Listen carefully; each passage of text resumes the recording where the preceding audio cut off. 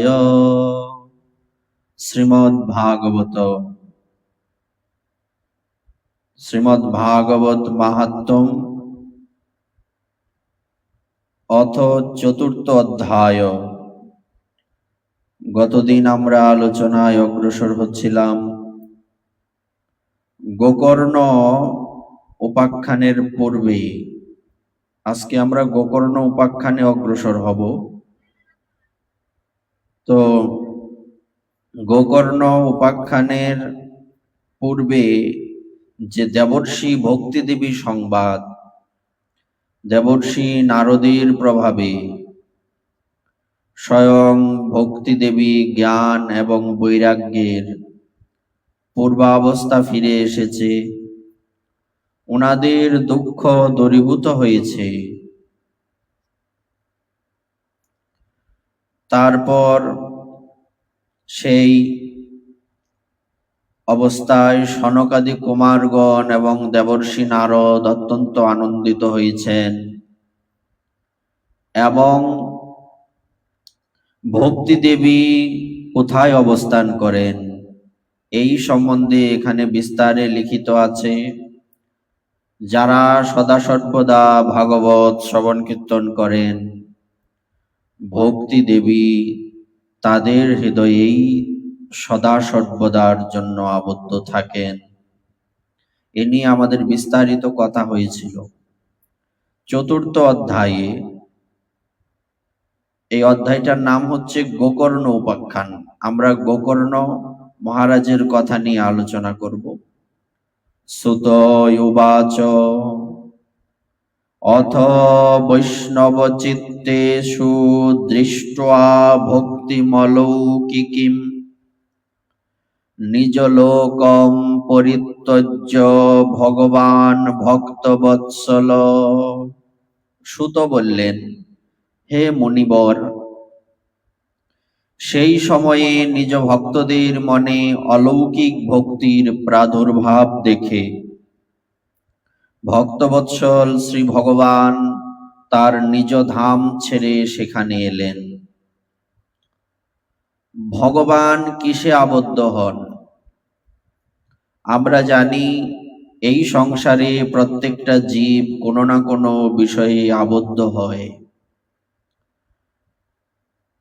কোনো না কোনো বিষয়ের মায়ার মধ্যে পতিত হয়।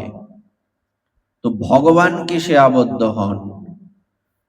না, ভগবান আবদ্ধ হন ভগবানের কথায়। এই জন্য বলা হয়ে থাকে কৃষ্ণ কোথায়? বলছে কৃষ্ণ কথায়। যেখানে কৃষ্ণ কথা হয় সেখানে ভগবান থাকেন। এই জন্য একটা শ্লোক রয়েছে, যেখানে যেখানে পদ্মবন থাকে তুলসী কানন থাকে, তুলসী কাননম যত্র যত্র পদ্ম বনানি চ পুরাণ পঠনম যত্র তত্র সন্নিহিতে হরি। যেখানে যেখানে তুলসী কানন, পদ্মের বন, যেখানে পুরাণ আদি, পুরাণ বলতে বিশেষ করে শ্রীমদ্ ভাগবত মহাপুরাণ পাঠ হয়, ভগবান সেইখানেই অবস্থান করেন। তো এখানে এই কথাটাই বলা হয়েছে, ভক্তি দেবী যখন ভক্তদের হৃদয়ে আবির্ভূত হলেন, ভগবানও নিজ ধাম ত্যাগ করে সেখানে চলে এলেন। যেমনি উনি দেবর্ষি নারদকে বলেছিলেন, আমি বৈকুণ্ঠে থাকি না, নাহম তিষ্ঠামি বৈকুণ্ঠে। এমনকি যোগীদের হৃদয়েও থাকি না। ভগবান বৈকুণ্ঠে থাকেন না, যোগীদের হৃদয়ে থাকেন না। থাকেন কোথায়? যোগিনাম হৃদয়ে নচ। থাকেন কোথায়? উনি থাকেন সেখানেই যেখানে মদ ভক্ত যত্র গায়ন্ত্রী তত্র তিষ্ঠামি নারদ। আমার ভক্তগণ যেখানে আমার কথা কীর্তন করেন সেখানে আমি অবস্থান করি। তো ভগবান কিসে আবদ্ধ হন? উনি ওনার কথার দ্বারা আবদ্ধ হন। ভক্তমুখে কৃষ্ণ কথা, সাধুমুখে কৃষ্ণ কথা শ্রবণের নিমিত্তেই ভগবান ওইসব জায়গা ভ্রমণ করে থাকেন যেখানে ভাগবত কথা হয়। তার গলায় বনমালা শোভিত ছিল। ভগবান সেখানে হরিদ্বার আনন্দ ঘাটে, আমরা যেটা বলছিলাম গতকালকে, হরিদ্বার আনন্দ ঘাটে স্বয়ং সনকাদি কুমারগণ বক্তা, দেবর্ষি নারদ মুখ্য শ্রোতা এবং সমস্ত দেবতাগণ, ঋষিগণ, গন্ধর্ব, অপ্সরা সমস্ত গ্রন্থসমূহ মূর্তি ধারণ করে তীর্থসমূহ নিজ স্বরূপে সেখানে উপস্থিত হয়েছিলেন। শুধু মুনি ঋষিগণ নন, মুনি ঋষিগণ পুরো পরিবার নিয়ে উপস্থিত হয়েছিলেন। যাদের শিষ্য রয়েছেন সেই শিষ্যদের নিয়ে উপস্থিত হয়েছিলেন। আর যারা যারা সেখানে আসতে চাননি তাদেরকে ভৃগুমুনি বাড়ি গিয়ে গিয়ে ধরে ধরে নিয়ে এসেছিলেন। চলো চলো, প্রতিদিন কি ভাগবত কথা হয়, চলো, সবাইকে ধরে নিয়ে এসেছিলেন। সেই জায়গায় এই ভাগবত কথা যখন প্রারম্ভ হলেন, সেখানে ভক্তি দেবী আর ওনার দুই পুত্র জ্ঞান বৈরাগ্যের আবির্ভাব হলো। ভক্তি দেবী জিজ্ঞাসা করলেন, আমি থাকবো কোথায়? আমার সবার আসন রয়েছে, আমার আসন কোথায়? তখন সনকাদি কুমারগণ বললেন, আপনার স্থান তো সদা সর্বদা বিষ্ণু ভক্তদের হৃদয়ে। আপনি আপনার দুই পুত্রদের নিয়ে বিষ্ণু ভক্তদের হৃদয়ের মধ্যে প্রতিষ্ঠিত হন। ভক্তিদেবী সেখানে বসলেন। আর যেখানে ভক্তিদেবী আছেন সেখানে ভগবানও আছেন। ভগবান সেখানে চলে আসেন। তো সেখানে যখন উনি চলে এলেন, ওনার রূপের বর্ণনা হচ্ছে। বনমালী ঘনশ্যাম পীতবাসা মনোহর, কাঞ্চি কলাপ রুচির লসন মুকুট কুণ্ডল।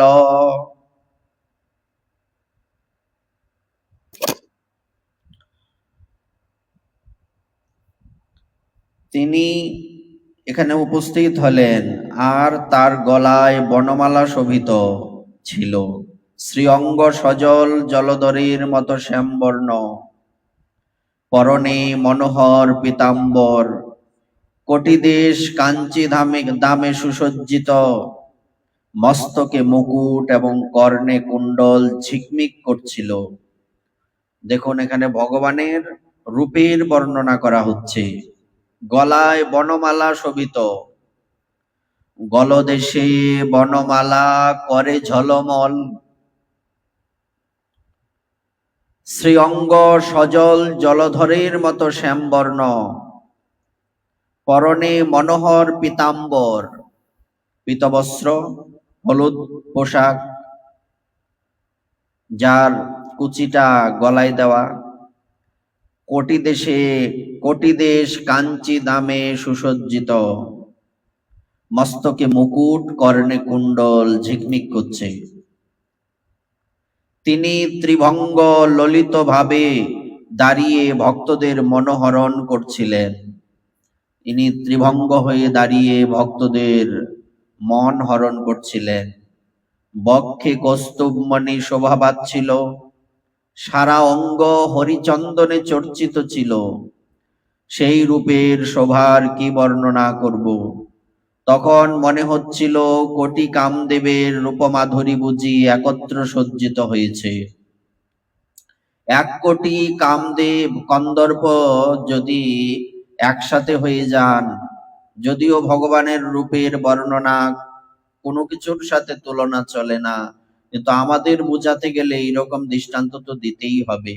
1,000,000,000 কামদেব যদি একত্রিত হয়ে যান, আমরা জানি কামদেবের প্রভাবে এই সারা পৃথিবী, অনন্ত কোটি বিশ্ব ব্রহ্মাণ্ড মোহিত হয়ে আছেন।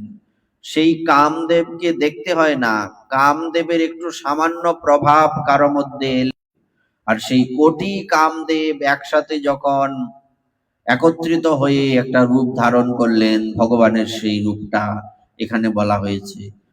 তুমি আমার মনকে হরণ করো, পরমানন্দ চিন্ময় বিগ্রহ মধুরাতি মধুর মুরলীধর এক অপূর্ব ভুবনমোহন মূর্তিতে নিজ ভক্তদের নির্মল চিত্তে আবির্ভূত হয়েছিলেন। ভগবানের নিত্য লোকনিবাসী লীলা সহচর উদ্যবাদী অদৃশ্যভাবে সেই ভাগবত কথা শ্রবণের জন্য সেখানে উপস্থিত হয়েছিলেন। প্রভু আবির্ভূত হওয়া মাত্রই চারদিকে জয় হোক ধ্বনি উত্থিত হতে লাগলো। সেই সময়ে ভক্তিরসের অদ্ভুত প্রবাহ বইতে লাগলো। বারবার আবির, গুলাল এবং পুষ্প বর্ষণ আর শঙ্খধ্বনি হচ্ছিল। সেই সভায় যারা এসেছিলেন তাদের কারোরই নিজেদের দেহ, গৃহ এবং নিজ সম্পর্কে হুঁশ ছিল না। তাদের এই অদ্ভুত তন্ময়তা দেখে নারদ বলতে লাগলেন, হে মুনীশ্বরগণ, আজ আমি এই সপ্তাহ শ্রবণের অতীব অলৌকিক মহিমা দর্শন করলাম। এখানে যেসব অতি মূর্খ, দুষ্ট আর পশুপক্ষীও রয়েছে তারা সকলে একেবারে নিষ্পাপ হয়ে গেল। মনুষ্যের কা কথা, পশু পাখি তরুলতা তারা পর্যন্ত শুদ্ধ হয়ে গেল, মুক্ত হয়ে গেল, নিষ্পাপ হয়ে গেল। সুতরাং এতে সন্দেহ রইল না যে কলিযুগে চিত্ত শুদ্ধির জন্য, পাপ রাশি নষ্ট করার জন্য মর্তলোকে এই ভাগবত কথার সমান পবিত্র দ্বিতীয় আর কিছু নেই। হে মুনিবর, আপনারা অত্যন্ত কৃপালু। সংসারের মঙ্গলের কথা চিন্তা করে এই সম্পূর্ণ নতুন এক পন্থা প্রচলিত করেছেন। আপনারা দয়া করে বলুন যে এই কথারূপ সপ্তাহ যজ্ঞের দ্বারা সংসারে কোন কোন মানুষ পবিত্র হবে? এই ভাগবত সপ্তাহ শ্রবণ করলে কি হবে? কারা কারা পবিত্র হবেন? সনকাদি মুনিগণ বললেন, ये मानवा पापकृतस्तु सर्वदा सदादुरा चारोद्रता विमार्गगा क्रोधाग्निदग्धा कुटिलाश्च कामिनः सप्ताह यज्ञेन कलौ पुनन्ति ते सत्येन हीना पितृमातृदूषकास्तृष्णा कुलाश्चाश्रम धर्म वर्जिता ये दाम्बिका मत्सरिणोऽपि हिंसका सप्ताह यज्ञेन कलौ पुनन्ति ते। যে সকল মানুষ সদা সর্বদা নানা রকম পাপ কর্ম করে, নিরন্তর দুরাচারেই লিপ্ত এবং অসৎপথগামী আর ক্রোধানলে দগ্ধ, কুটিল ও কামপরায়ণ, এরা সকলেই এই কলিযুগে সপ্তাহ যজ্ঞ দ্বারা পবিত্র হয়ে যায়। যারা সত্য থেকে চ্যুত, মাতা পিতার নিন্দুক, নানা রকম বিষয় বাসনায় জর্জরিত, আশ্রম ধর্মরহিত, দাম্ভিক, মাৎসর্যপরায়ণ এবং হিংসুক বা অপরকে পীড়নকারী, তারাও কলিযুগে সপ্তাহ যজ্ঞ দ্বারা পবিত্র হয়ে যায়। যারা মদ্যপান, ব্রহ্মহত্যা, সুবর্ণ চুরি, গুরুপত্নী গমন ও বিশ্বাসঘাতকতা, এই পঞ্চ মহাপাতক আচরণকারী, ছল চাতুরী পরায়ণ, ক্রূর, পিশাচের মতো নির্দয়, ব্রাহ্মণদের ধনে পুষ্ট ব্যভিচারী, এরাও কলিযুগে সপ্তাহ যজ্ঞে পবিত্র হয়ে যায়। দুষ্ট ব্যক্তি সর্বদা দুরাগ্রহবশত কায়মনোবাক্যে কেবল পাপই করে, যে অপরের ধনেই পুষ্ট হয়, যার মন কলুষিত এবং হৃদয় কুভাবনা যুক্ত, তারা সকলেই কলিযুগে সপ্তাহ যজ্ঞে পবিত্র হয়ে যায়। হে নারদ, এ বিষয়ে এক প্রাচীন ইতিহাস তোমাকে শোনাচ্ছি। সেই কাহিনী শুনলেও সব পাপ নষ্ট হয়ে যায়। পুরাকালে তুঙ্গভদ্রা তটে পূর্বমভূত পত্তনমুত্তমম यत्र वर्णा सधर्मेण सत्यसत् कर्म तत्पराहा। পুরাকালে তুঙ্গভদ্রা নদীর তটে এক অনুপম সুন্দর নগর ছিল। সেখানে সমস্ত বর্ণের মানুষই নিজ নিজ ধর্ম অনুসারে সত্যাশ্রয়ী ও সৎকর্মপরায়ণ ছিল। সেই নগরে সর্ববেদ বিশেষজ্ঞ এবং শ্রৌত স্মার্ত কর্ম নিপুণ আত্মদেব নামক এক ব্রাহ্মণ বাস করতেন। তিনি দ্বিতীয় সূর্যের মতো তেজস্বী ছিলেন। ওনাকে দেখলে মনে হয় সূর্যদেব উদিত হয়েছেন। ধনী হয়েও তিনি ভিক্ষাজীবী ছিলেন। এই কারণ কি? এর কারণটা কি? উনি ধনী হয়েও ভিক্ষাজীবী কেন ছিলেন? না, বলা হয়ে থাকে ব্রাহ্মণ, ওনার লক্ষ্য হচ্ছে ভিক্ষা করা। ওনাকে ভিক্ষা করতে হবে। বলছে কিভাবে ভিক্ষা করবে আর ভিক্ষা কেন করা হয়? বলছে এই ভিক্ষা কিন্তু সেই ভিক্ষা নয়। এই ব্রাহ্মণের কোনো কিছুর অভাব ছিল না, তারপরেও উনি ভিক্ষাজীবী ছিলেন। কেন? কারণ ব্রাহ্মণকে অন্তত প্রতিদিন 5 ঘর ভিক্ষা করা উচিত। বলছে কেন?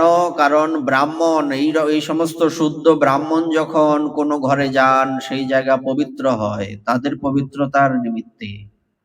আর ব্রাহ্মণ যে দান গ্রহণ করেন, বলা হয়ে থাকে পিউরিফাই। বিষয়টাকে বুঝতে হবে। ব্রাহ্মণকে যখন দান করা হয়, তখন সেই দ্রব্য বা যা কিছু দেওয়া হয়, অর্থ সম্পত্তি আদি, এই সমস্ত যদি পাপেরও থাকে, অসৎ পথে উপার্জিত থাকে, তারপরেও এই সমস্ত ব্রাহ্মণ নিয়ে তার থেকে পুণ্য দান করেন, পিউরিফাই করে। তো এখানে বলা হয়ে থাকে এটা যোগ্য ব্যক্তির জন্য। সাধারণ ব্যক্তি যারা, তাদের অবৈধ পথে উপার্জিত অর্থাদি গ্রহণ করা উচিত নয়, ভক্তি নষ্ট হবে।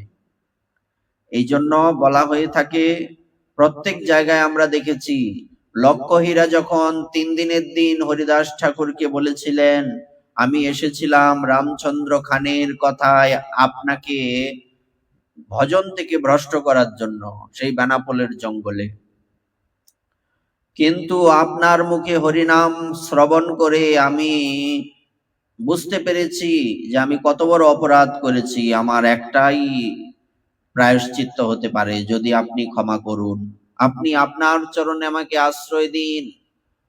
তখন হরিদাস ঠাকুর বলেছিলেন,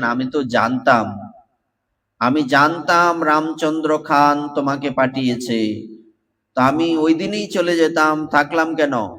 না, ওই দিন যাইনি এজন্যই, আমার বড় লোভ হয়েছিল তোমাকে উদ্ধার করার, এজন্য আমি এখান থেকে যাইনি। তো তোমার যেহেতু ভক্ত হওয়ার ইচ্ছে, তুমি এক কাজ করো, ঘরের দ্রব্য ব্রাহ্মণের করো গিয়া দান। তোমার ঘরে যত দ্রব্য আছে, তুমি দেহ ব্যবসা করতে লক্ষ্যহীরা, তো দেহ ব্যবসা করে অবৈধ পথে যে অর্থ উপার্জন করেছ, সবকিছু ব্রাহ্মণকে দান করো। আর মাথা কামিয়ে প্রায়শ্চিত্ত করে এই কুটিয়াতে এসে ভজন করো। তো যেই কথা সেই কাজ, উনি সর্বস্ব ত্যাগ করে সেই বেনাপোলের জঙ্গলে, আপনারা যারা ওখানে গিয়েছেন, সেই হরিদাসপুর বেনাপোল, সেখানে দুটো কুটিয়া, একটা দিকে হরিদাস ঠাকুরের একটা বিগ্রহ আছে, আর একটা দিকে লক্ষ্যহীরা দেবীর বিগ্রহ আছে। ওখানে বসেই লক্ষ্যহীরা দেবী ভজন করেছিলেন, লক্ষ্য নাম করতেন, এজন্য ওনার নাম লক্ষ্য নামই হয়েছিল। তো এই কথাটা বলবার অর্থ হচ্ছে, সমস্ত দ্রব্য ব্রাহ্মণকে দান করলে তখন কি হয়, ওই ব্রাহ্মণের থেকে কিছু পুণ্য চলে আসে, আর এই অবৈধ অর্থ তা নিজে গ্রহণ করে আরো বেশি পাপ না করা হয়, এই জন্য দিয়ে দেওয়া। তো সেখানে লক্ষ্যহীরা দেবী বসেছেন, হরিদাস ঠাকুর এখান থেকে চলে গেলেন। বলছে উনি পাশের কুটিয়ায় ভজন করতে পারতেন, চলে গেলেন কেন? বলছে এটা নিয়মের বিরুদ্ধ, নীতি বিরুদ্ধ। উনি সন্ন্যাসী, উনি ব্রহ্মচারী, উনি কোনো মেয়ের সাথে এখানে একসাথে থাকতে পারেন না, ভজন করতে পারেন না। উনি এখান থেকে চলে গেলেন। প্রসিদ্ধ বৈষ্ণবী হইলা পরম মহান্তি, সেই লক্ষ্যহীরা যিনি দেহ ব্যবসা করতেন, ইনি প্রসিদ্ধ বৈষ্ণবী হয়ে গেলেন। বড় বড় বৈষ্ণব তারে দর্শনে জানতি, সমস্ত বড় বড় বৈষ্ণবগণ ওনাকে দর্শন করতে যেতেন। এই হচ্ছে পরোপকারী সাধু তথা ব্রাহ্মণদের কর্তব্য, দায়িত্ব, ওনারা এইসব করে থাকেন। তো সেই ব্রাহ্মণ ভিক্ষা করতেন কেন? না, এটা নিয়ম। এবং ব্রাহ্মণ কোথাও ভিক্ষা করতে গেলে যেই ঘর থেকে ভিক্ষা করতে যান ওই ঘরের তো মঙ্গল হয়, কল্যাণ হয়। তো সেই আত্মদেব ব্রাহ্মণ, উনি যে তুঙ্গভদ্রা নদীর তটে বাস করতেন, অনুপম সুন্দর নগরে, সেই আত্মদেব ব্রাহ্মণ ইনি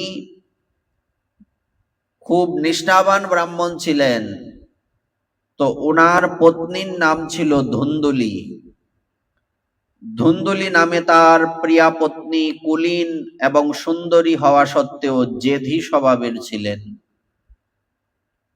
ওই ধুন্দুলিও কিন্তু ব্রাহ্মণেরই পত্নী, ব্রাহ্মণেরই কন্যা, কিন্তু তার উনি সুন্দরী ছিলেন, কুলীন ছিলেন, সংস্কার ছিল, কিন্তু উনি জেদি ছিলেন বড়।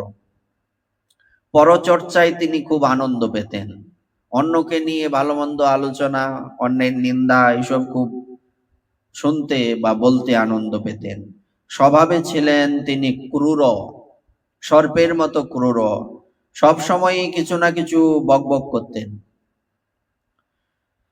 গৃহধর্মে নিপুণা, আবার গৃহের কাজকর্ম খুব নিপুণ ভাবে করতেন। ভালো রান্না করতে পারতেন, ভালো গুছিয়ে রাখতে পারতেন, মানে একজন গৃহিণীর যা কর্তব্য এতে নিপুণা ছিলেন। কৃপণ ছিলেন এবং ঝগড়াটে ছিলেন। এই ব্রাহ্মণ দম্পতি সুখে থেকে গৃহস্থ জীবন যাপন করতেন। অর্থ ভোগবিলাস সামগ্রী তাদের প্রচুর ছিল, ঘর বাড়িও সুন্দর ছিল, কিন্তু তাদের মনে শান্তি ছিল না। কথায় বলে অর্থ সম্পত্তি কখনো কারো মনে শান্তি এনে দিতে পারে না। সবই ছিল, কিছুর অভাব নেই, কিন্তু মনে কোনো শান্তি ছিল না। যখন এইভাবে বয়স অনেক বেড়ে গেল, তখন সন্তান লাভের জন্য তারা নানা রকম পুণ্যকর্ম করতে আরম্ভ করলেন এবং দীনদুঃখীদের গো, ভূমি, সুবর্ণ ও বস্ত্রাদি দান করতে লাগলেন। যখন মনে শান্তি নেই, ওনারা ভাবছেন আমাদের এত সম্পত্তি, আমরা দান করতে থাকি, দান করতেন। এই রকম ধর্মকর্ম দ্বারা তারা তাদের অর্ধেক সম্পত্তি শেষ করে ফেললেন দান করতে করতে। তবুও পুত্র বা কন্যা জন্মালো না। ফলে সেই ব্রাহ্মণ খুবই চিন্তিত হয়ে পড়লেন। একদিন সেই ব্রাহ্মণ অতি দুঃখিত হৃদয়ে ঘর বাড়ি ছেড়ে বনে চললেন। দ্বীপ্রহর কালে তৃষ্ণার্ত হয়ে তিনি এক সরোবরের কাছে পৌঁছলেন। সন্তানের অভাবজনিত দুঃখে তার দেহ অত্যন্ত কৃশ হয়ে গিয়েছিল, তাই ক্লান্ত হয়ে জলপান করে তিনি ওখানেই বসে পড়লেন। প্রায় 1 ঘন্টা পরে ওখানে এক সন্ন্যাসী মহাত্মা এলেন। ব্রাহ্মণ যখন দেখলেন যে সন্ন্যাসীর জলপান শেষ হয়েছে, তখন তিনি তার কাছে গেলেন এবং প্রণাম করে দাঁড়িয়ে দীর্ঘশ্বাস ফেলতে লাগলেন। সন্ন্যাসী প্রশ্ন করলেন, জ্যোতিরুবাচ কথম রোদিষি বিপ্র ত্বম কাতে চিন্তা বলিয়সি বদত্বম সত্তরম মহ্যম স্বস্ব দুঃখস্য কারণম। সন্ন্যাসী প্রশ্ন করলেন, হে বিপ্র, হে ব্রাহ্মণ, তুমি রোদন করছো কেন? তোমার এমন কি দুশ্চিন্তা রয়েছে? তোমার দুঃখের কারণ শীঘ্র আমাকে বলো। ব্রাহ্মণ বললেন, প্রভু, আমার পূর্বজন্মের সঞ্চিত পাপের কথা কি আর বলবো। আমার পিতৃপুরুষগণ আমার দেওয়া জলাঞ্জলি জল নিজ চিন্তাজনিত দীর্ঘশ্বাসে ঈষৎ উষ্ণ করে পান করছেন। বলা হয়ে থাকে গৃহস্থ ব্যক্তি, এখানে সুন্দর একটা তত্ত্ব রয়েছে। তত্ত্বটা হচ্ছে, কোন গৃহস্থ ব্যক্তির যদি সন্তান না হয়, তাহলে যে পূর্বপুরুষগণ এই পৃথিবী ত্যাগ করে পিতৃলোকে গমন করেছেন, ওখানে বসে ওনারা বড় কষ্ট পান। কেন? আর বলা হয়ে থাকে কোন গৃহস্থ ব্যক্তির যদি সন্তান না হয়, তার দেওয়া পিণ্ড পিতৃপুরুষগণ গ্রহণ করেন না। এখানে এই কথাটা বলা হচ্ছে। তো পিতৃপুরুষগণ গ্রহণ করেন না, সাধু হলে আলাদা বিষয়, কিন্তু গৃহস্থ ব্যক্তি বলা হয়েছে। তো আর এখানে দুটো তত্ত্ব আমাদের বুঝতে হবে। যখন কোনো বিবাহ হয় কিংবা দশবিধ সংস্কার, অন্নপ্রাশন আদি 10টা সংস্কার রয়েছে না, এই দশবিধ সংস্কারগুলির মধ্যে কিন্তু অভ্যুদয়িক বৃদ্ধি শ্রাদ্ধ হয়, যাকে আমরা আব্যাদিক বলি।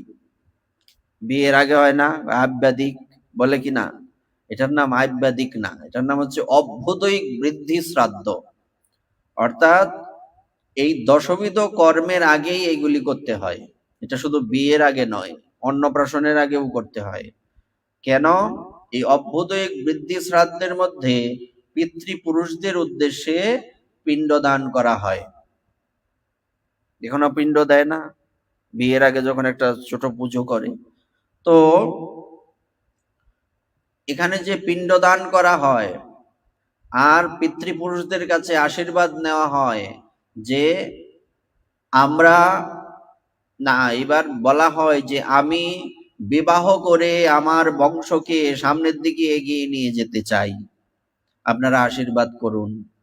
এই পুত্র তখন পিতৃপুরুষদের উদ্দেশ্যে পিণ্ড দান করেন। আর সেই ব্যক্তির যখন সন্তান না হয় তখন পিতৃপুরুষগণ কষ্ট পান। আর সাধুদের কথা কি বলা রয়েছে, কি বলা হয়েছে শাস্ত্রে? ওখানে বলা হয়েছে, যেমনি ঠাকুর মহাশয় বললেন, গোবিন্দ ভজয়ে যারা প্রেমানন্দে ভাসে তারা, তাহার নিছনি ত্রিভুবন। যারা গোবিন্দ ভজন করেন, যারা গোবিন্দের চরণকেই একান্ত রূপে স্বীকার করে সেই চরণে আশ্রয় নিয়ে সেই চরণের মধ্যেই সদা সর্বদা অবস্থান করেন, এই সমস্ত সাধুদের জন্য তো পিতৃপুরুষগণ বলা হয়ে থাকে। এটা ধ্রুব মহারাজকে বলে, প্রহ্লাদ মহারাজকে বলেছিলেন ভগবান নৃসিংহদেব। যখন প্রহ্লাদ মহারাজকে কয়াদু মাতা ছোট্ট বালক কোলে করে নিয়ে ভগবান নৃসিংহদেবের কাছে গেলেন, নৃসিংহদেব বললেন, প্রহ্লাদ তুমি কি চাও? বলছে, আপনার থেকে কি চাইবো? এখানে ভক্তগণ কিছু রহস্য করেন, কিছু বিশেষ কথা বলেন। যে তখন বলা হয়েছিল, প্রহ্লাদ তখন বলছিলেন, প্রভু আপনি আমাকে কি দেবেন বলুন, কি দিতে পারেন আপনি আমাকে? বলছে, শোনো, তুমি যদি চাও আমি তোমাকে ত্রিভুবনের অধীশ্বর করে দিতে পারি। প্রহ্লাদ হাসলেন, কি বলছেন? আপনি আমাকে ত্রিভুবনের অধীশ্বর করে দেবেন? আপনি তো পারবেন না। তখন ভগবান বলছেন, তুমি কি বলছো বালক, তুমি বুঝতে পারছো না? আমি পারি না এমন কি আছে? বলছে, আপনি পারবেন না তো। কেন পারবো না? কারণ হচ্ছে দুটো কারণ। এক হচ্ছে, আমার পিতা তো ত্রিভুবনের অধীশ্বর ছিলেন, তো ওনার মৃত্যুর পর আমি এটা অটোমেটিক পেয়ে গেছি, তো আপনি আমাকে কি দেবেন? আর আলাদা করে দেওয়ার অপেক্ষা নেই। আর আরেকটা বিষয় হচ্ছে, আমি তো এটা নেবও না। বলছে, তুমি নেবে না কেন? বলছে, নেব না কারণ হচ্ছে, আমি তো দেখলাম আমার পিতাকে আপনি সব দিয়ে দিলেন, ওনার চাহিদা কি কমেছে? বলছে, কমেনি। তো আমি এসব নিয়ে আবার মরতে যাব থরি? এইসব আমার দরকার নেই, আমি এসব নেব না। তুমি কি চাও বলো? বলছে, আর কি দিতে পারো তুমি আমাকে বলো। তখন ভগবান নৃসিংহদেব বললেন যে, তুমি যদি চাও তোমাকে আমি আমার হৃদয়ে স্থান দিতে পারি। বলছে, এও তুমি পারবে না। বলছে, কেন? কারণ আমি কবে আমার এই ছোট্ট হৃদয়ে তোমাকে বসিয়েছি, তুমি আবার আমাকে তোমার হৃদয়ে কি জায়গা দেবে? তো দেবতারাগণ সব হাসছেন, ভগবান একটু অপমান বোধ করছেন। এটা লীলা, ভগবানের অপমান বোধ নেই, উনি এটা বিষয়টাকে উনি উপভোগ করছেন, কিন্তু বাহ্যিক ভাবে দেখাচ্ছেন ওনার অপমান বোধ হচ্ছে। উনি বলছেন, প্রহ্লাদ দেখো, চতুর্দিকে সব দেবদেবীগণ দাঁড়িয়ে আছেন, পৃথিবীর ইতিহাসে এমন কোনো অবতার আসেননি যে একজন ভক্তকে রক্ষা করার জন্য একজন অবতার এসছেন, আর কেউ নাই, নৃসিংহদেব আছেন। সব অবতারের আলাদা আলাদা কারণ রয়েছে। যদা যদা হি ধর্মস্য গ্লানির্ভবতি ভারত অভ্যুত্থানমধর্মস্য তদাত্মানম সৃজাম্যহম পরিত্রাণায় সাধুনাম। তিনটি কারণে ভগবান আসেন: পরিত্রাণায় সাধুনাম, বিনাশায় চ দুষ্কৃতাম, ধর্ম সংস্থাপনার্থায় সম্ভবামি যুগে যুগে। বলছে যখন ধর্মের গ্লানি হয়, অধর্ম বেড়ে যায়, তখন ধর্মকে পুনঃপ্রতিষ্ঠিত করার জন্য আমি আসি।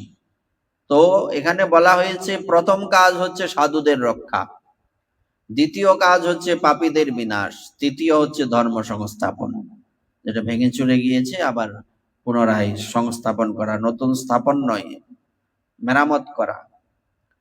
তো ভগবান এই পৃথিবীতে এসেছেন, এমন কোন ভগবান আসেননি যে ভগবান একজন ভক্তকে রক্ষা করার জন্য একজন ভগবান এসেছেন, এটা একমাত্র নৃসিংহদেব। এই জন্যই ভগবান নৃসিংহদেবকে বলা হয় ভক্ত বৎসল বা ভক্ত রক্ষক। কেন? এই ইতিহাস আর হয়নি।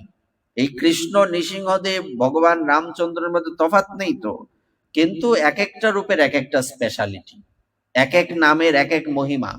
যেমন গোবিন্দ, গাভীদের রাজা, গোবিন্দ মানে গাভীদের ইন্দ্র, গাভী এবং ব্রাহ্মণের রক্ষাকর্তা বলে কৃষ্ণের একটা নাম গোবিন্দ। এজন্য ব্রহ্মণ্য দেবায় গো ব্রাহ্মণ হিতায় চ। গোবিন্দের কাজ কি? উনি যে গোবিন্দ নাম ধারণ করেছেন কেন? যিনি গাভী এবং ব্রাহ্মণদের রক্ষা করেন, ইনি হচ্ছেন গোবিন্দ। তো এক একটা নামের এক একটা মহিমা। কৃষ্ণ যিনি সবাইকে আকর্ষণ করেন, গোপাল যিনি গাভী পালন করেন, এরকম আলাদা আলাদা নাম রয়েছে। তো যেটা বলছিলাম, তখন উনি বলছেন যে তুমি কিছু তো নাও। বলছে কি নেব?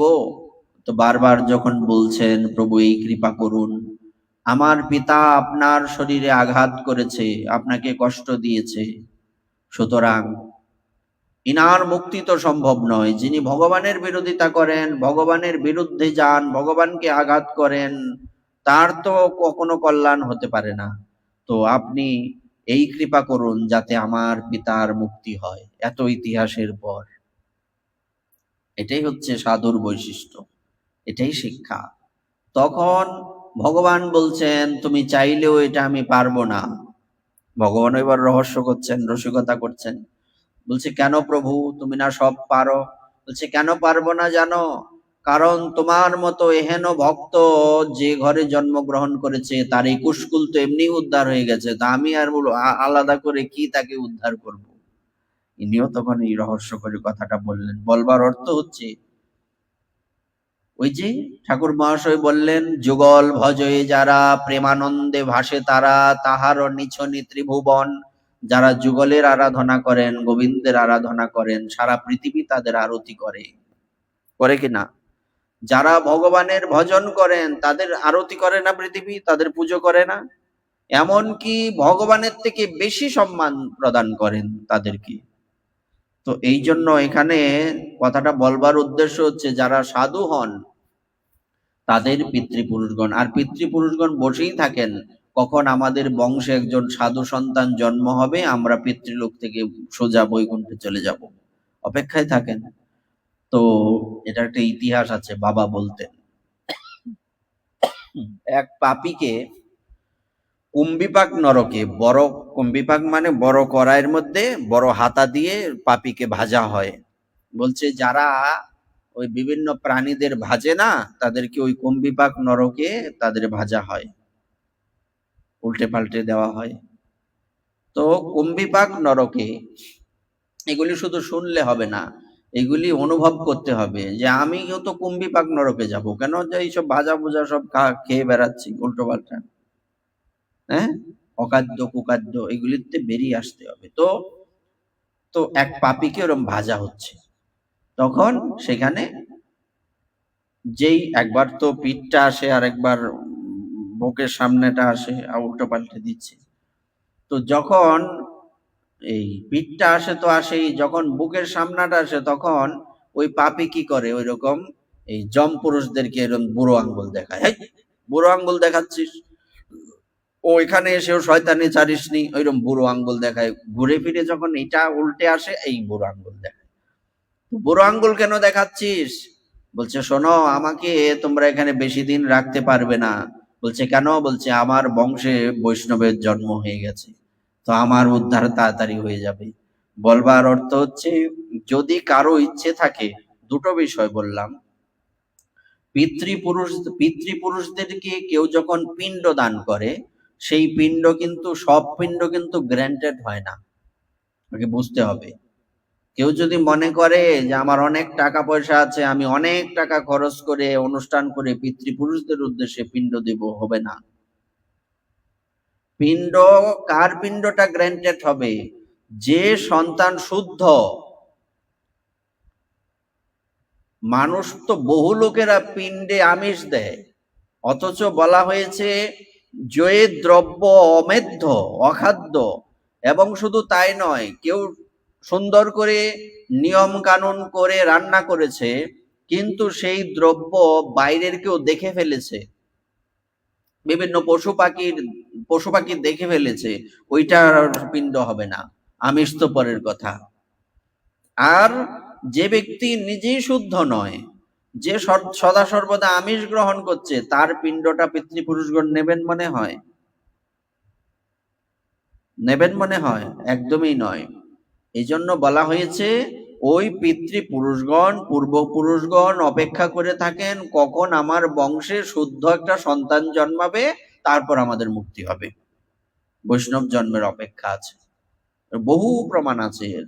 তো এই জন্য আমাদের লক্ষ্য রাখতে হবে যে আমরা কি করব। আমরা গৃহস্থ হই, সাধু হই, সেটা আলাদা বিষয়, কিন্তু আমাদের বৈষ্ণব হতে হবে, ভক্ত হতে হবে। ভক্ত না হলে এইসব পিণ্ড কেউ গ্রহণ করবে না, যদি এইসব পিণ্ড গ্র্যান্টেড হবে না, গ্রহণযোগ্যতা হারিয়ে ফেলবে। এই জন্য এই জায়গায় ব্রাহ্মণ বলছেন, যেহেতু আমি গৃহস্থ, আমার পিণ্ড পিতৃপুরুষগণ গ্রহণ করছেন বটে, কিন্তু চিন্তা করছেন আমি মারা গেলে তো পরে পিণ্ডটাকে দেবে। তো এই জন্য ওনারা আমার দেওয়া পিণ্ড দীর্ঘশ্বাসে গ্রহণ করছেন। এই ব্রাহ্মণ ওই সন্ন্যাসীকে এই কথা বলছেন। এক কথা বলতে কত কথা আসে। তারপর তা আমাদের লক্ষ্যটা আমরা বুঝতে পেরেছি, আমাদের ভক্ত হতে হবে, এছাড়া কোনো গতি নেই। দেবতা ও ব্রাহ্মণেরা আমার দেওয়া জিনিস প্রসন্ন মনে গ্রহণ করেন না। এই যে বলছিলাম, সেই ব্রাহ্মণ এবং ব্রাহ্মণী ওনাদের সম্পত্তির অর্ধেক দান করে ফেলেছেন, কিন্তু উনি বলছেন যে দেবতাগণ, ব্রাহ্মণগণ আমার দেওয়া দ্রব্য প্রসন্ন মনে গ্রহণ করে না। কেন? বলছে আমি গৃহস্থ, আমি নিঃসন্তান।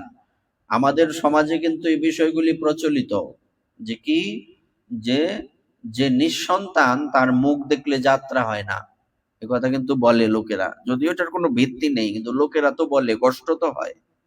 যাকে বলছে তার কষ্ট হয় না? সন্তানের অভাবে আমি এতই দুঃখী যে আমি সবকিছু শূন্য দেখছি। আমি প্রাণ ত্যাগ করার জন্য এখানে এসেছি। সন্তানহীন আমার এই জীবনে ধিক, সন্তানহীন গৃহকে ধিক, সন্তানহীন ধনে ধিক, নিঃসন্তান বংশকেও ধিক। আমি যেই গাভী পালন করছি সেটিও সর্বদা বন্ধা হয়ে যাচ্ছে। এই আমি যে গরু পালন করি, এটাও বাচ্চা দেয় না, কেমন দুঃখের বিষয়। আমি এতই অপয়া। যে গাছ লাগাই তাতেও ফুল ফল আসে না। আমার বাড়িতে যে ফল আনা হয় তাও অতি শীঘ্র পচে যায়। আমার মতো অভাগা ও পুত্রহীনের এই জীবন কোন কাজে লাগবে? তাই আমি মরতে এসেছি এখানে। এই কথা বলে সেই ব্রাহ্মণ দুঃখে ব্যাকুল হয়ে সন্ন্যাসী মহাত্মার কাছে উচ্চস্বরে কাঁদতে লাগলেন। সন্ন্যাসীর হৃদয়ে বড়ই করুণার উদ্রেক হলো। তিনি যোগনিষ্ঠ ছিলেন। ব্রাহ্মণের ললাট রেখা দেখে তিনি সবই জানতে পারলেন এবং বিস্তৃতভাবে সব বলতে লাগলেন। একটা গ্রন্থ আছে, সম্ভবত সামুদ্রিক শাস্ত্র। এই গ্রন্থের মধ্যে লেখা আছে যে হাতও দেখতে হবে না, শরীরের যে ক্যাটাগরি, এটা দেখেই বোঝা যাবে যে তার ভবিষ্যৎ কি, তার বর্তমান কি, তার অতীত কি ছিল। এটা জ্যোতির্বিদ্যার একটা গ্রন্থ। আর ইনি তো তত্ত্বদর্শী সাধু, ইনি তো ত্রিকালদর্শী, যে সাধুর কথা বলছি, ইনি দেখে বুঝতে পারতেন। ইনি তখন ললাট রেখা দেখে, কপালের রেখাগুলি দেখে বোঝা যায় রেখা, এটা আমাদের সাধারণ দৃষ্টিতে ধরবে না। যারা এসব নিয়ে পড়াশোনা করে, জ্যোতির্বিদ্যা জানে, তারা ওই কপাল দেখে বলতে পারবে, তোমার ইতিহাস বলে দেবে, স্পর্শ করতে হবে না, এটা পড়াশোনার ব্যাপার। তার ইনি সাধু, উনি পড়াশোনা করে নয়, উনি ভজনের প্রভাবে ত্রিকালদর্শী হয়েছেন। এখানে কত সুন্দর কথা বলছে, একটু মন দিয়ে আমাদের শুনতে হবে। তিনি যোগনিষ্ঠ ছিলেন, ব্রাহ্মণের ললাট রেখা দেখে তিনি সবই জানতে পারলেন এবং বিস্তৃতভাবে সব বলতে লাগলেন। সন্ন্যাসী বললেন, হে বিপ্র, পুত্র লাভের এই মোহ তুমি ত্যাগ করো। কর্মের গতি অত্যন্ত প্রবল, অতি প্রবল। বিবেকের আশ্রয় নিয়ে সংসারের বাসনা ত্যাগ করো। হে বিপ্রবর, শোনো, তোমার প্রারব্ধ তথা ভাগ্য দেখে বোঝা যাচ্ছে যে আগামী 7 জন্ম পর্যন্ত কোনো রকমেই তোমার কোনো সন্তান হবে না। এই জন্ম তো দূরে থাক, আগামী 7 জন্ম পর্যন্ত তুমি নিঃসন্তান থাকবে। পুরাকালে রাজা সগর এবং অঙ্গকেও সন্তানজনিত দুঃখ ভোগ করতে হয়েছিল। হে ব্রাহ্মণ, তুমি এখন বংশ রক্ষার আশা পরিত্যাগ করো, সন্ন্যাসেই সব রকম সুখ বিদ্যমান আছে। তুমি সাধু হও, কি করবে সংসারে থেকে, এই যন্ত্রণার মধ্যে কি আছে? কারণ ওই যে যিনি সাধু, ইনি তো সাধু হওয়ার কথাই বলবেন। আর এই সংসারটা তো দুঃখময়, আমরা সবাই জানি। তো কে বলবে? যেমন বাবা বলতেন, বাবাকে প্রশ্ন করা হয়েছিল, আচ্ছা বাবা, আপনি যে সাধু হওয়ার কথা বলেন, সবাই সাধু হলে সংসারের কি হবে? বলছে, তোমাকে একটা কথা বলি, শোনো, যে নীতি নীতি অমৃত খায় সে তোমাকে বিষ খেতে দেবে কি? দেবে? বলছে না। তো সংসার তো বিষ, তুমি বিষ খেয়ে মরবে কি না, কি হবে না হবে, এটা তো আমার দেখার বিষয় নয়। কিন্তু আমি তো তোমাকে বিষ খেতে দিতে পারি না, আমি তোমাকে তো উপদেশ করতে পারি না বিষ খাও, ঠিক আছে কিনা? ডাক্তার বলেছেন সিগারেট খাওয়া যাবে না, নেশা করা যাবে না, তোমার ক্ষতি হবে, তুমি খেয়ে মরবে, তোমার ব্যাপার। ডাক্তার তো তোমাকে নেশা করার কথা বলতে পারেন না। এখানে দুটো কথা বলছেন, পুরাকালে রাজা সগর, না একটা কথা লেখা আছে অঙ্গকে, না দুজনের কথা বলছে। সগর মহারাজেরও পুত্র সন্তানের দুঃখে দুঃখী হয়ে কষ্ট ভোগ করতে হয়েছিল, এবং মহারাজ অঙ্গ ছিলেন রাজর্ষি অঙ্গ, ইনি ছিলেন বিশিষ্ট ভক্ত, কিন্তু ওনার পত্নী ছিলেন অধর্মের বংশজাত, যে কারণে তাদের একটা দুষ্ট সন্তান জন্ম হয়েছিল, বেন। ভাগবতে বিস্তারিত সামনে আছে। তো বেন রাজা, সে তো রাজা ছিল না, সে ছেলেবেলার থেকে, প্রথম থেকে ছেলে মেয়েদের মেরে মেরে ফেলতো। ওই সামনে আরেকটা ইতিহাস আসবে। তারপর ছোট ছোট ছেলে মেয়েদের কুয়ার মধ্যে ফেলে দেয়, রাজার ছেলে, ওরা তো শাস্তি দেওয়ার বাইরের কেউ নেই। কিন্তু রাজর্ষি অঙ্গ বড় ব্যথিত হয়েছিলেন, এবং এই তার জন্য রাজর্ষি অঙ্গকে সংসার ত্যাগ করে বনে গমন করতে হয়েছিল। তাই উনি বলেছিলেন যে আমার এই সন্তান জন্ম হওয়াতে আমি নিঃসন্তান থাকা ভালো ছিল। আবার এটাও বলেছিলেন যে এই সমস্ত কুসন্তান হলেই ভালো, সুসন্তান জন্ম হলে সংসার ছেড়ে যেতে মন চায় না, কুসন্তান হলে সংসার ত্যাগ করতে মন চাইবে, সাধু হওয়া যাবে। সুতরাং ভগবান যা করেন কি মঙ্গলের জন্যই করেন। অর্থাৎ কত সুন্দর কথা বলছেন রাজর্ষি অঙ্গ, জ্ঞানী ব্যক্তির জ্ঞানী কথা।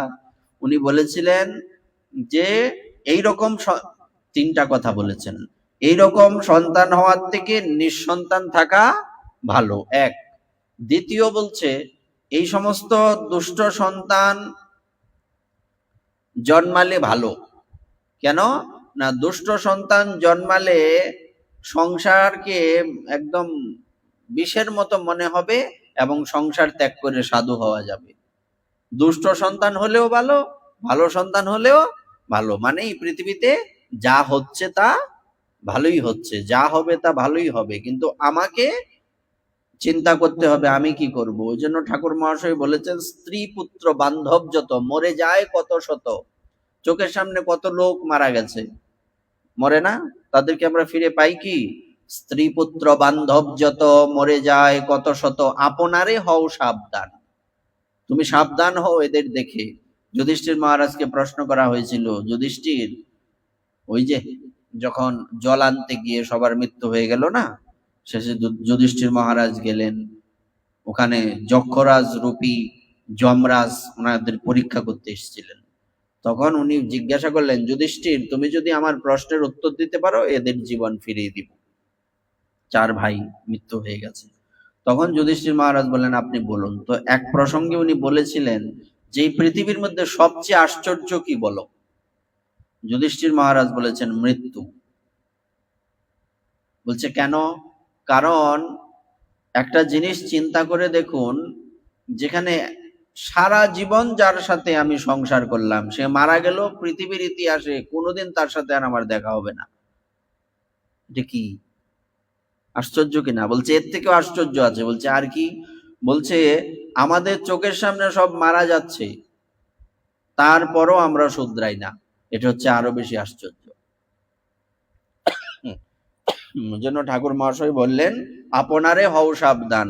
নিজে নিজে সাবধান হতে হবে, কারো কথায় নিজের জীবন চালালে হবে না, নিজের জীবন শাস্ত্রের কথায় চালাতে হবে। তাই যা হচ্ছে ভালোই হচ্ছে, কিন্তু নিজে সাবধান হয়ে যেতে হবে। তার মানে এই নয়, আচ্ছা আমার সাথে যা হইতেছে হইতেছে, আমি গাধার মতো পরিশ্রম করতে থাকি, লাত্তি উষ্টা খাইতে থাকি, এই চলবে, এটা আলাদা বিষয়। কিন্তু যা হচ্ছে হয়ে গেছে আমার সাথে, এটা মেনে নিতে হবে। কিন্তু আমাকে সিদ্ধান্ত নিতে হবে আমার কি করা উচিত।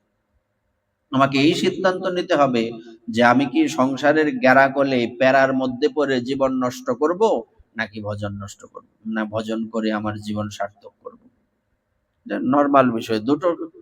তুমি উত্তর দিকে তাকালে দক্ষিণ দিক তোমার পিছনে পড়বে, তুমি দক্ষিণ দিকে তাকালে উত্তর দিক পিছনে পড়বে। অর্থাৎ দুই নৌকায় পা দিলে হবে না। আমাকে সিদ্ধান্ত করতে হবে আমি মরবো না বাঁচবো, আমি সাধু হব, ভজন করব, না জীবন নষ্ট করব। এটাই তাৎপর্য। তো এই ব্রাহ্মণ ওনাকে বলছে, এই সন্ন্যাসী ওই ব্রাহ্মণকে বলছেন। আর ব্রাহ্মণের কথা না শুনলে কি হয় আমরা সামনে পাবো। এখানে ইনি বলছেন যে তুমি সাধু হও, সংসার ত্যাগ করো। তুমি দেখেছো না এতদিন সংসারে কত কষ্ট, তুমি স্ত্রীর যন্ত্রণা, আর সংসারে সন্তান হচ্ছে না, অমুক তমুক এই সেই আবল তাবল, দেখতে পাচ্ছ না কষ্ট। তুমি সাধু হও, তোমার সন্তান হবে না, তোমার কপালে পুত্র সুখ নাই। কি জন্য কি লাগে কাটাল পাকাইতে যাব, দরকার নাই, তুমি এসব ত্যাগ করো। হুম কারণ এই সন্তান জন্ম হলো রে, এটাকে আবার মানুষ করা যাবে কিনা, এটা ভালো হবে কিনা, সারাদিন প্যারা এর পিছনে পড়ে থাকো, অমুক তমুক এই সেই ঝামেলা। ভজন করো, জীবন সার্থক হবে, এইসবের মধ্যে পড়ে থেকে লাভ নেই। এজন্য বলছেন। আচ্ছা, তুমি এখন বংশ রক্ষার আশা পরিত্যাগ করো, এটা ক্ষুদ্র স্বার্থ, বৃহৎ স্বার্থকে গ্রহণ করো। শাস্ত্রে বলছে ক্ষুদ্র স্বার্থের জন্য বৃহৎ স্বার্থ ত্যাগ করা যায় না, বৃহৎ স্বার্থের জন্য ক্ষুদ্র স্বার্থ ত্যাগ করতে হয়। এই সংসারে যে চিন্তাটা করা হচ্ছে বংশ রক্ষা ও মুক্ত, এটা ক্ষুদ্র স্বার্থ। কারণ তোমার বংশে দুষ্ট সন্তান আসতে পারে, কেন শিক্ষকের ছেলে দুষ্ট হয় না, দুষ্টের ছেলে ভালো হয় না। তো এই জন্য এইসব চিন্তা করার কোনো মানে নাই যে তুমি ভালো, তুমি সাধু মানে তোমার ছেলেও সাধু হবে, মেয়েও সাধু হবে, হতেই পারে না, নাও হতে পারে। বহু জায়গায় দেখেছি মা বাবা সাধু, বিশিষ্ট সাধু, মেয়ে চলে গেছে মুসলমান ছেলের সাথে, বহু ইতিহাস আছে, চোখের সামনে সব দেখা। সুতরাং এইসবের কোনো মানে নাই, বৃহৎ স্বার্থকে গ্রহণ করতে হবে। ওই দিন আমরা বলছিলাম সচী মাতার কথা। সচী মাতা কে মহাপ্রভু বলেছেন, আমি যে সব ত্যাগ করে সন্ন্যাস গ্রহণ করেছি, এখন তুমি আমাকে যদি বলো আমি সন্ন্যাস ত্যাগ করে দেব। স্পষ্ট কথা। তখন সচিমাতা বললেন যে না, আমি এটা তোমাকে আদেশ করতে পারি না, এতে আমাদের বংশের কলঙ্ক হবে। আর শাস্ত্রে বলছে কেউ যখন সন্ন্যাস গ্রহণ করে আবার ঘরে ফিরে আসে তখন তার কোনো মুক্তি নেই, এটা কুলের কলঙ্ক, কোলাঙ্গার হয়ে যায় সে। আরো অনেক বেশি বিশেষ ব্যাপার রয়েছে তখন। আর সংসারের চাপ তো বিশাল সমস্যা।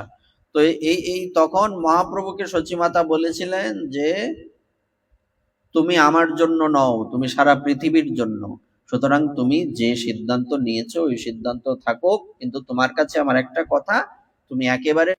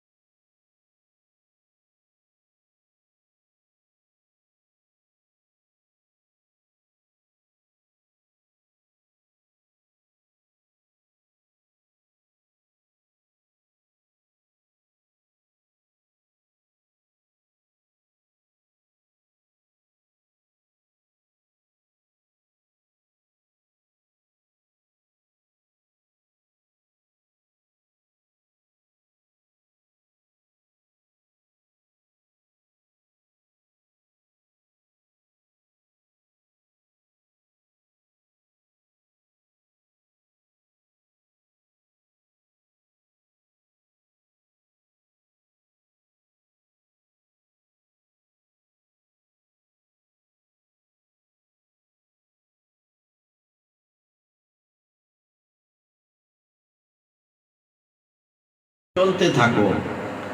তুমি আমার কথা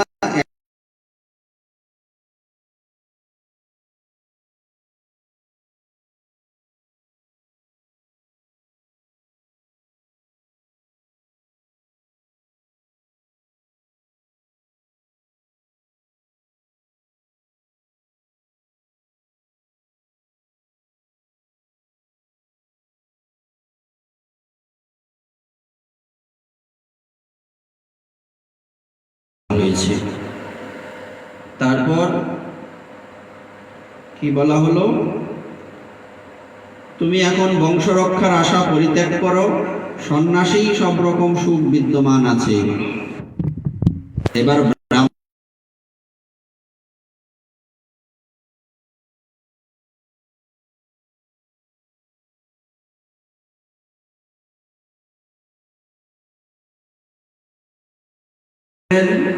ব্রাহ্মণৌচুঃ ব্রাহ্মণোবাচ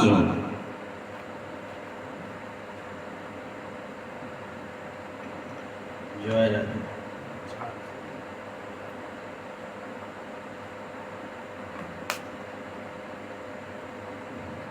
হরে কৃষ্ণ কৃষ্ণ কৃষ্ণ হরে হরে, হরে রাম রাম রাম হরে হরে, হরে কৃষ্ণ কৃষ্ণ কৃষ্ণ কৃষ্ণ হরে হরে, হরে রাম রাম রাম রাম হরে হরে, হরে কৃষ্ণ কৃষ্ণ কৃষ্ণ কৃষ্ণ হরে হরে, হরে রাম রাম রাম রাম হরি হরি। ব্রাহ্মণ উবাচ বিবেকেন ভবেৎ কিম মে পুত্রম দেহি বলাদপি ন চেত্তজাম্যহম প্রাণাম স্তদগ্রে শুকমূর্ছিতঃ। ব্রাহ্মণ বললেন, হে মহাত্মা, বিবেক দিয়ে আমার কি হবে? দেখো, সংসারের আসক্তি যার রয়েছে, এই সমস্ত ব্যক্তিদের যে জ্ঞান নেত্র, জ্ঞান চক্ষু উন্মিলিত হয় না, তারা অন্ধকারে থাকে। তার প্রমাণ হচ্ছে এই ব্রাহ্মণ। ইনি একজন বেদজ্ঞ ব্রাহ্মণ, শাস্ত্র ওনার জানা, তারপরেও ইনি কি বলছেন দেখো, হে মহাত্মা, বিবেক দিয়ে আমার কি হবে? আপনার যোগ বলে আপনি আমাকে পুত্র দান করুন, তা না হলে আমি আপনার সামনেই শোকমূর্ছিত হয়ে নিজের প্রাণ ত্যাগ করছি। এইবার কি করছে দেখো, এইবার ওই ব্রাহ্মণ ওই সাধুকে ইমোশনাল ব্ল্যাকমেল করছে। বিশাল সমস্যা। বলছে, আপনি আমাকে বিবেকের কথা বলছেন, আমার এইসব মাথায় ঢুকছে না। আমার সন্তান লাগবে তো সন্তানই লাগবে। যদি আপনি আপনার শক্তি ভজনের বলে আমাকে সন্তান দান না করেন, তবে আমি আপনার এখানে আপনার চরণে মাথা ঠুকে মরে যাব। আমার মৃত্যুর পাপ আপনাকে গ্রহণ করতে হবে। ব্যাস, বড় বিপদ। যার মধ্যে স্ত্রী পুত্রের সুখ নেই, এইরকম সন্ন্যাস তো সর্বতভাবেই নিরস। অন্ধ তো সে, বিষয়ে অন্ধ, সেগুলি বুঝবে না। সংসারে পুত্র পত্রাদিতে মুখরিত গৃহস্থ আশ্রমেই তো সবচেয়ে সরস। বিষ খেতেই ভালো লাগে।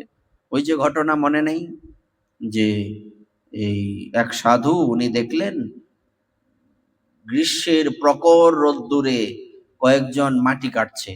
তো মাটি কাটতে কাটতে সারা শরীর কালো হয়ে গেছে, মুখ টুক কালো হয়ে কি অবস্থা, সারা শরীর মাটি লেপ্টে আছে, ঘামে অবস্থা খারাপ। দেখে বড় ব্যথা পেয়েছেন সাধু। গিয়ে বলছে, তোমাদের এত কষ্ট করতে হয়?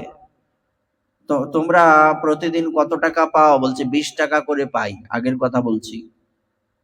তো 20 টাকা করে যে পাও, তো তোমাদেরকে আমি একটা অফার দিচ্ছি, শোনো। সেটা হচ্ছে, তোমরা এক কাজ করো, 20 টাকা করে পাও তো প্রতিদিন, তো তোমরা এখানে কজন আছো? 8 জন। 8 দুগুণে 16, তাই তো 160 টাকা।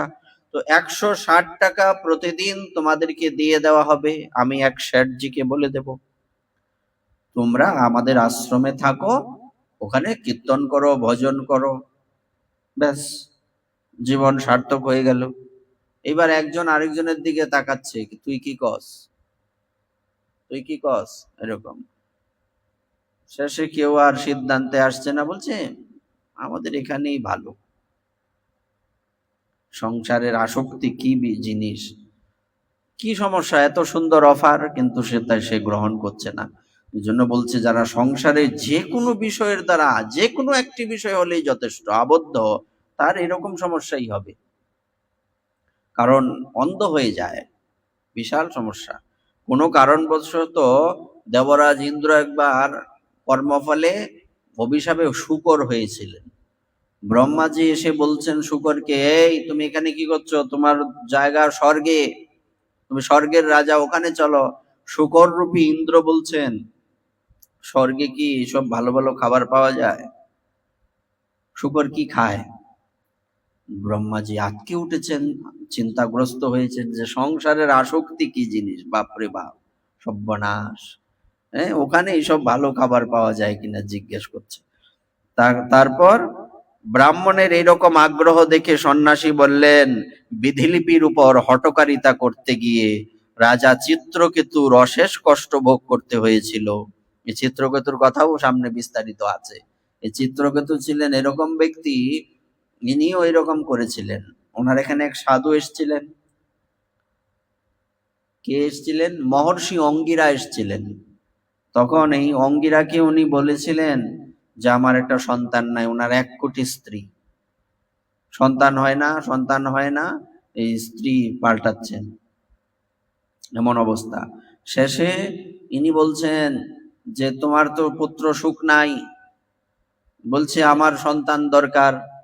তখন বলছে হর্ষ শোক বিবর্ধস্য বিবর্ধন, বলছে তোমার সন্তান হবে, কিন্তু এই সন্তান দ্বারা তোমার সুখও হবে আবার কষ্টও হবে।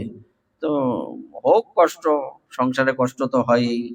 দেখা গেল সন্তান হয়েছে, কি কৃতদ্যতি, বড় রানী, ওনার গর্ভে সন্তান হয়েছে।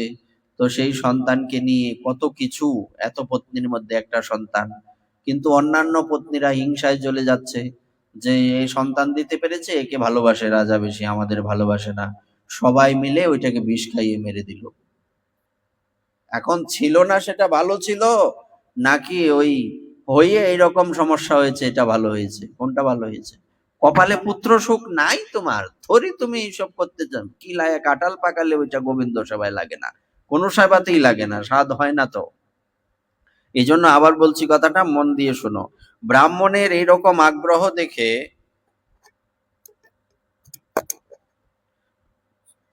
দেখো চলে কিনা, ব্রাহ্মণের এরকম আগ্রহ দেখে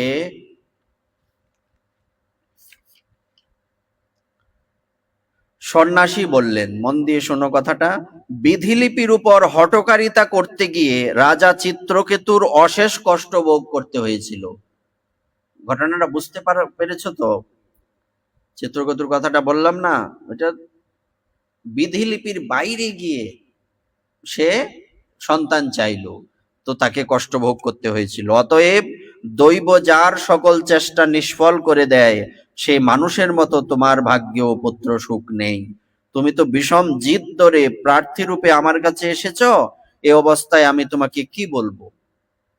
সেই মহাত্মা যখন বুঝলেন যে এই ব্রাহ্মণ কিছুতেই নিজের জিদ ছাড়বে না, তখন তিনি ব্রাহ্মণকে একটি ফল দিয়ে বললেন, এই ফলটি তুমি তোমার স্ত্রীকে খাইয়ে দাও, এতে তার এক পুত্র হবে। 1 বছর পর্যন্ত তোমার স্ত্রীকে সত্য, শৌচ, দয়া, দান ও একাহারের নিয়ম পালন করতে হবে। এই রকম করলে তোমার সেই পুত্র অত্যন্ত শুদ্ধ স্বভাব হবে। আমরা এই পর্যন্ত থাকি, এর পরবর্তী অংশ আমরা আগামীকাল আস্বাদন করব। জয় জয় শ্রী রাধে শ্যাম, নিতাই গৌর হরি বল।